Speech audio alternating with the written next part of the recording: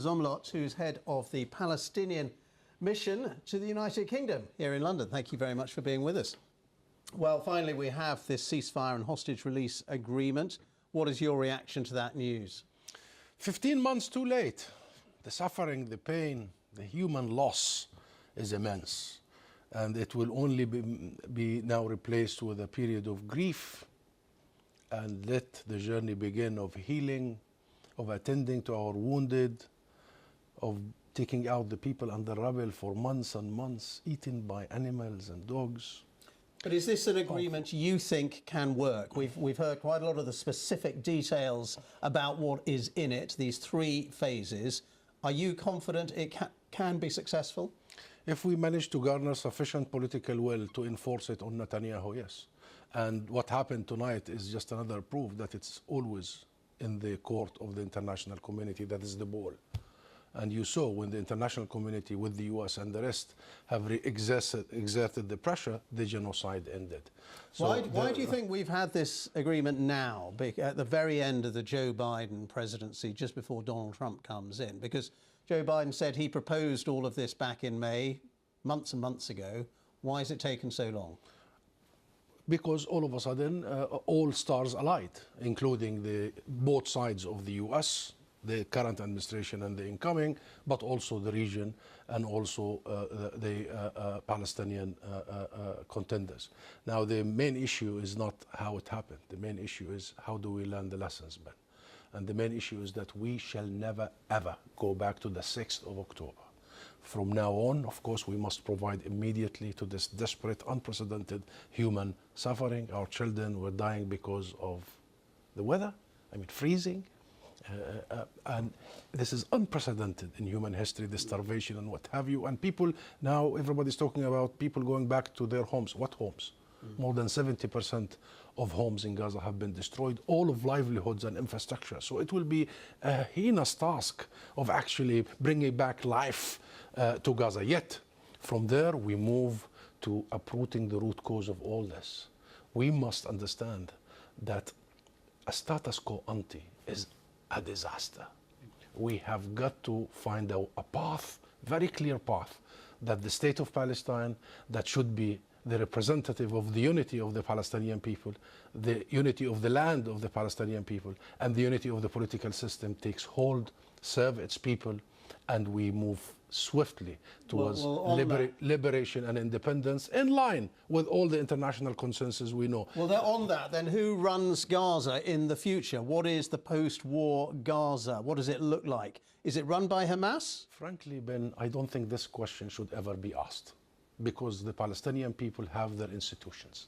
We have the State of Palestine, recognized by the vast majority of the world. It has a seat in the UN. I represent it here. The State of Palestine has its legitimate government. But I think it's a legitimate question to ask what role. It's a legitimate question to ask what role does Hamas have in a future Gaza? Hamas is a political faction, a Palestinian political faction, and we have many political factions. Well, it's a faction that ran Gaza and launched October the 7th. It's only the government of the State of Palestine that is in charge of Gaza and the West Bank, including East Jerusalem, as one unity of our people, as united people, and of our political system.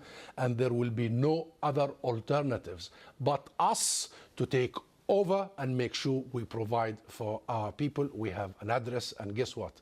The Palestinian people can only look to that address. And if you ask our people in Gaza, they only want their state, they only want their government, national government, and they do not want anybody else to meddle in our internal affairs. Having said that, of course, as you have said, Gaza is almost completely destroyed. The destruction is extraordinary. It's going to take an enormous international effort, isn't it, to rebuild and reconstruct Gaza? What do you want from the international community in those terms? To immediately and swiftly help the Palestinian government to undertake its responsibility for immediate relief, the beginning of the rebuilding, the makeshift hospitals, the makeshift schools, the makeshift houses, and a long-term plan to bring back Gaza to life, and making sure that Gaza is an integral part of Palestine. That's the most important and significant part. We will not allow Gaza to be or to exist in a vacuum anymore. Gaza is the heart of Palestine. And just in the short term, aid has to come in, humanitarian aid. It's part of this agreement, hundreds of truckloads of humanitarian aid a day. And as we were hearing from our correspondent Mark Lowen, that obviously is desperately needed as soon as possible, isn't it? Absolutely, and not just 600. And now I'm worried about all these numbers, and the Israelis going back to the 6th of October of calculating how many calories we need and how they can put us on diet. These are public statements. The humanitarian aid, the access to Gaza should be unhindered. If we need 1,000 trucks, 2,000 trucks, this is none of the business of Israel or any other. Access has to be granted unhindered.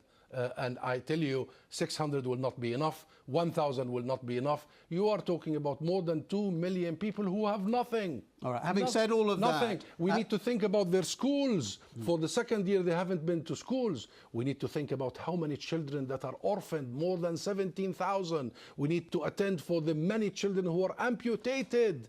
We need to think about the psychological part of this and how do we start the healing and even the healing of the mind. So the task is heinous. We need no Israel or no veto power of anybody to impose on us any access. We may need much more than that. And that will be the responsibility of the Palestinian government with the help of the international community.